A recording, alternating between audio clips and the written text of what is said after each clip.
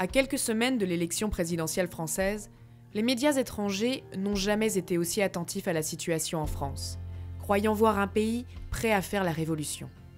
Mais de quelle révolution parle-t-il ? Pour beaucoup, cette révolution pourrait venir du populisme et de la montée du Front National.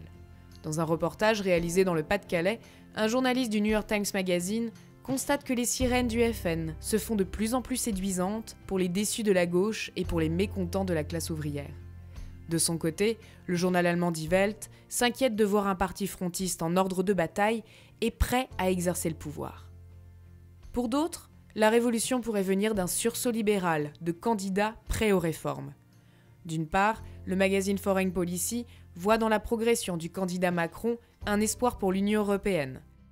De l'autre, The Economist voit dans la candidature de François Fillon une volonté de réduire l'appareil de l'État et la taille du Code du travail. De son côté, le Financial Times observe les effets positifs de l'arrivée d'Uber dans l'Hexagone, une entreprise qui s'éloigne de la protection à la française, mais qui a permis à des milliers de jeunes d'origine étrangère sans qualification de mettre un pied dans le marché du travail. En tout cas, d'où qu'elle vienne, cette révolution doit venir.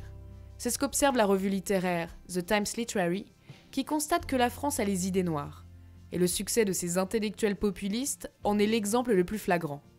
À Londres, le journal The Spectator fait même craindre une guerre civile dans une France divisée après les attentats qui l'ont touché en 2015 et en 2016.